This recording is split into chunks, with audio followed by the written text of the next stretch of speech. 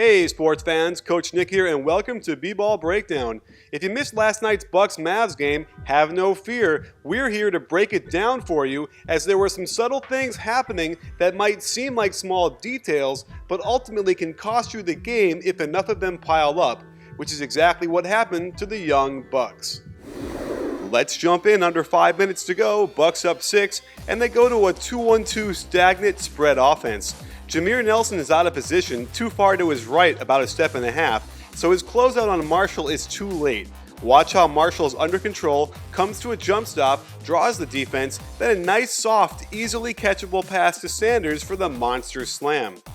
Down 8, the Mavs send in arguably their best starter, Tyson Chandler, who has the highest net rating of any of their first 5. The Mavs waste no time in running a high pick and roll with the other 3 players flat along the baseline. On the weak side fill, Bayless takes a bad angle, then makes matters worse by losing his footing, allowing the dreaded middle penetration. Sanders has to come over, there is no help, but Middleton really compounds the problem by committing a weak foul instead of wrapping Chandler up. You can see why Chandler is so important to the Mavs with stat lines like this, and after making the first, he bricks the second, but Jabari Parker doesn't secure the rebound with 2 hands, and Aminu does an excellent job to swipe it out. Bayless again makes a mistake of going under the screen, giving Monta a clear look at a 20-footer. The Bucks run this stagnant set again. Parker should be sliding up the 3-point line to give Bayless a pass, but instead, Bayless passes up a shot and throws a pass way too hard for anyone to handle.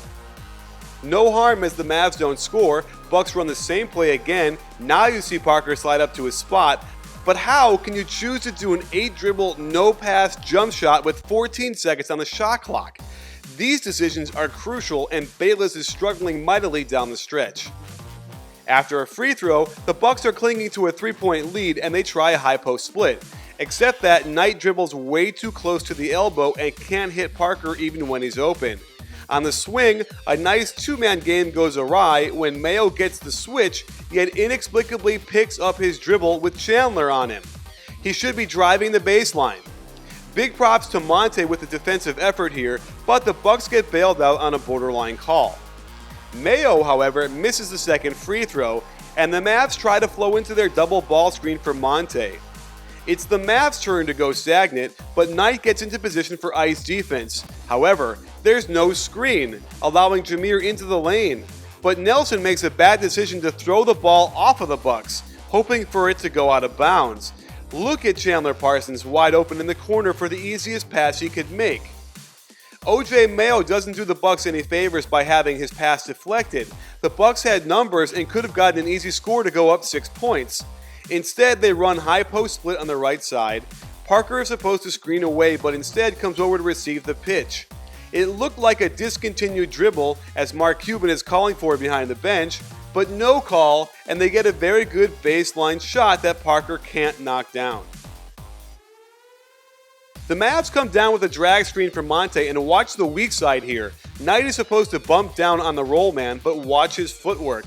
He turns the wrong way with his back all the way towards his man, then plants his left foot on the lane line, taking his path back to his man way off track. That's all the light Jameer Nelson needs, and it's a 1-point game. Another high post split, and perhaps because they didn't call the travel the last time down, the refs call a very iffy travel on Parker here. Technically, the ball needs to hit the ground before his right foot comes off the floor, and it comes off 2 frames before the ball hits. So this is a bit of a head scratcher on what would have been a layup.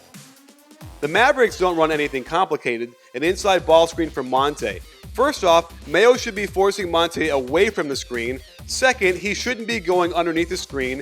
And third, look at that gorgeous explosion into a hop for the layup.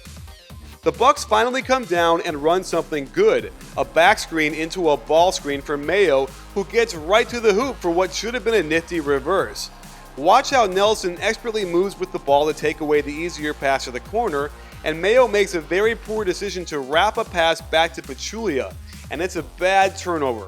By the way, Dudley should be spotting up on the left wing as an outlet. Up 1, the Mavericks run the same play, but when you have Monta Ellis, you can afford to do this. Mayo does a little better to pressure him, but still allows Monta into the middle of the floor where shots like these are commonplace. So now the Bucks come down and run their own double ball screen, force 2 switches, and Knight hits a clutch 19-footer. And finally, we see a very good defensive possession. Mayo flat out denies the ball to Monta, which seems to torpedo the Mavs offense, and the Bucks get the exact shot they want, a contested Aminu three-pointer. OJ Mayo almost screws the pooch on the long rebound and run out, completely fumbling the dribble, ruining a chance for a layup. But Brandon Knight hits the 2 free throws, so no harm, no foul.